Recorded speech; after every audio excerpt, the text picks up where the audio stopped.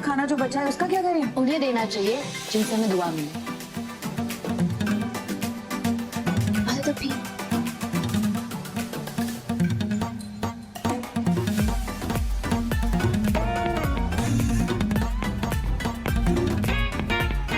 खुदा खैर करे करना तो अब तो बिल्कुल बर्दाश्त नहीं होता। इन लोगों ने तो हमें भिखारियों से भी ज्यादा गया गुजरा बना दिया है। इतना लजीज खाना भिखारियों को खिला रही है ये इबादत। और वो मम्मी जी अब तक खिचड़ी बनाकर नहीं। रोजाना इसी तरह से एपिसोड देखने के लिए हमारे चैनल को सब्सक्राइब करें।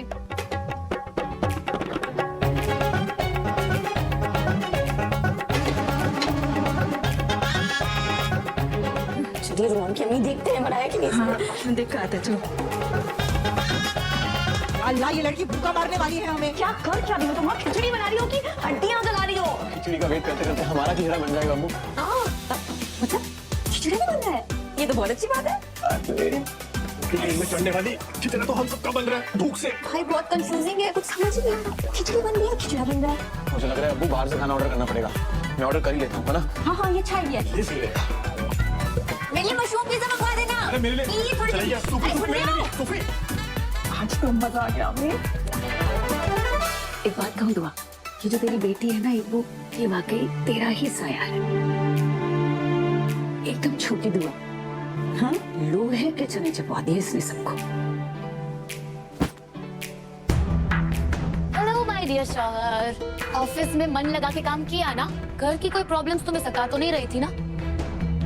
वक्त पे खाना खाया? हाँ वो तो खाया था, मुझे पता है।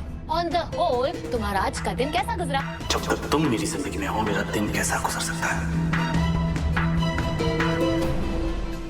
आप खैर करें, कितनी देर लगी है क्या खिचड़ी बनने में?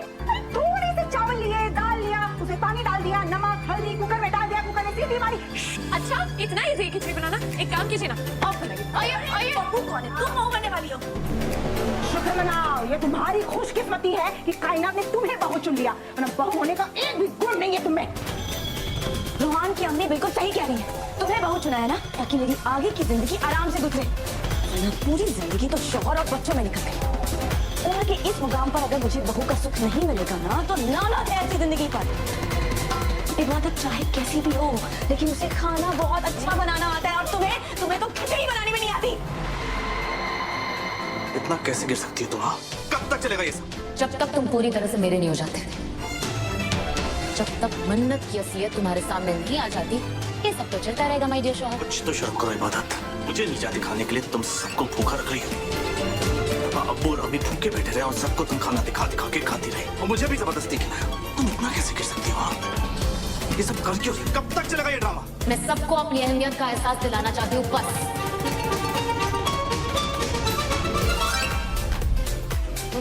के हाथ का खाना खा के ना इंसान को एक बार लगता है कि वो अपनी नहीं बाजू वाले की भी उंगलियां खा जाएगा। खाना बनाती है दाल तो ऐसी बनाती है कि उसके सामने बिरयानी फेल, सब्जी तो ऐसे बनाती है कि उसके सामने शाही पकवान फेल। अरे ओ उसके हाथ का रस आलू, दम आलू, जी करता है सब खा लूं हलवा। चुप कर जाइए, इबादत का नाम लेना बंद कर दीजिए वरना मैं आप लोगों को खिचड़ी बना दूंगी। मार जाने की क्या बात है? पागल हो गई मैं। क्या आप एक तो इबादत की तारीफ करे जा रही है, ऊपर से आपको खाना बाहर से नहीं खाना है, खिचड़ी नहीं खानी है, ताने पे ताने दिए जा रही है। आप दोनों एक काम कीजिए, भूखे रहिए, मेरी बला से भूखे रहिए। जाइए चुप, एकदम चुप।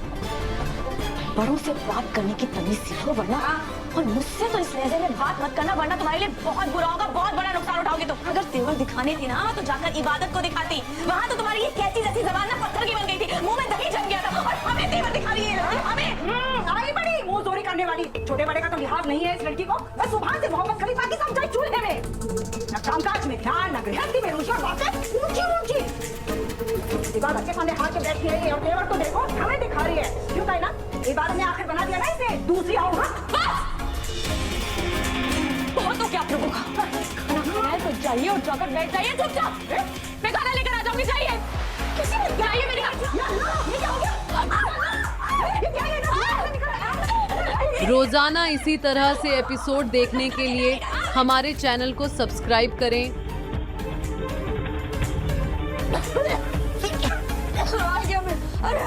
अरे क्या ये सब?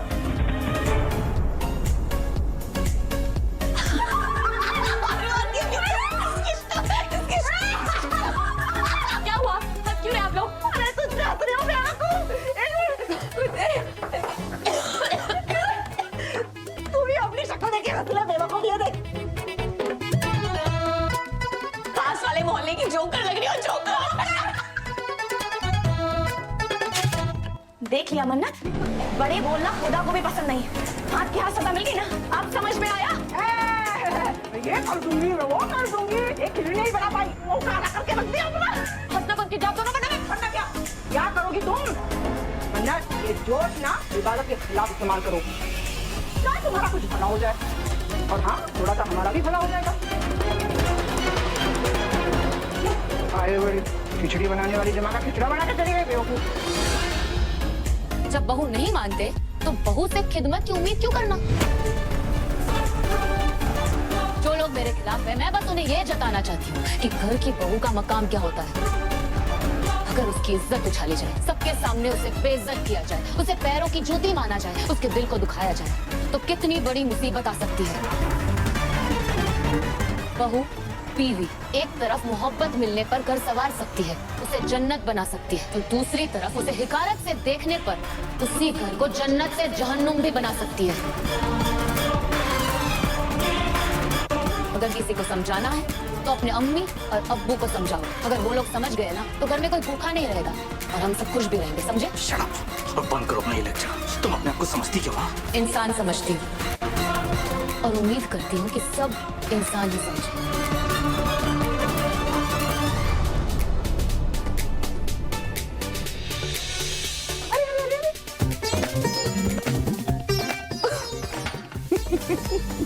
अम्मी, अरे दिखाओ तो सही, ये तुम्हारा दिल का सिया रंग चेहरे पर भला कैसे उतर गया? क्या करके आ रही हो? हाँ?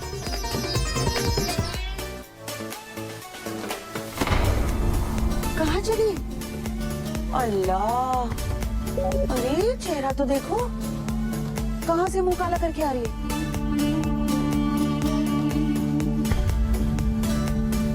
तुम चाहती क्या हो? कल तुमने होटल में ड्रामा किया, आज घर बर्बाद करने की धमकियां दे रही हो। अरे छोड़ क्यों नहीं देती मुझे? तुम भी खुश, मैं भी खुश और घर वाले भी खुश। ये ड्रामा कब तक करती रहोगी? बोलो। तब तक जब तक तुम लोगों का घमंड नहीं टूट जाता, तब तक जब तक मन्नत अपनी चालबाजियां बंद नहीं कर देती। और रही बात तुमसे दूर चले जाने की, तो मैंने सोच ही लिया था कि मैं तुम्हें आजाद कर दूंगी। पर जब मुझे पता चला कि मन्नत क्या कर रही है, उसके बाद तुम्हें छोड़कर जाना मतलब मन्नत से हार जाना, उसे अपने गलत इरादों में कामयाब होने देना, जो मुझे हरगिज मंजूर नहीं है। और तुम अपनी बीवी के रहते हुए किसी दूसरी लड़की के साथ होटल में जाकर गुलछड़े नहीं उड़ा सकते। मैं उन बीवियों में से नहीं हूँ जो अपने शौहर की लंबी उम्र की दुआ करती रहती है, कोने में बैठकर रोती रहती है। मुझे अपनी जगह मालूम है और मैं वो हासिल करना भी जानती हूँ। इसलिए मेरे रहते हुए तुम्हारी जिंदगी में कोई दूसरी औरत नहीं आ सकती। एक बात याद रखना इबादत अख्तर, दूसरी औरत मन्नत नहीं, तुम हो। मन्नत मेरा पहला प्यार है और उस दिन अगर तुमने हमारे निकाह में रुकावट नहीं लगाई होती ना, तो अब तक वो मेरी वाइफ होती। वो तुम्हारी वाइफ बन ही नहीं सकती सुभान।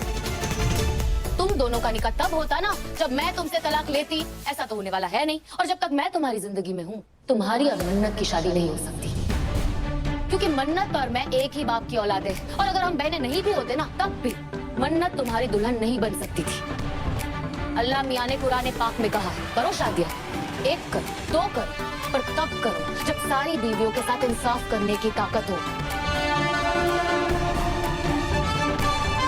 तुम अपनी बीवियों में एक धागे जितना भी फर्क नहीं कर सकते। कर सकते हो अगर इंसाफ अपनी बीवियों के साथ, तो करो निकाह, वरना मत करो। क्या तुम में ताकत है इंसाफ करने की? मेरे होते हुए किसी और को ले आते, वो ही सबसे बड़ी नाइंसाफी होती। उसके बाद क्या इंसाफ करते तुम मेरे साथ? यानी मैं कह सकती हूँ कि मेरे होते हुए दूसरी शादी करने की इजाजत तुम्हें खुदा भी नहीं देता। फिर ये सब बातें तुम कैसे समझोगे?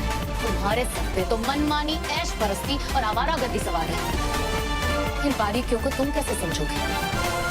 बहुत भोले बनते फिरते हो ना, तुम्हें इस बात का अंदाजा भी है कि तुम अपनी बीवी के साथ किस तरह का सलूक करते हो। हो गया तुम्हारा? और कुछ कहना है? अगर कहना भी है तो मुझे सुनना नहीं है। गलती एक्चुअली मेरी थी जब तुमसे यहाँ बहस करने आ गया। रोजाना इसी तरह से एपिसोड देखने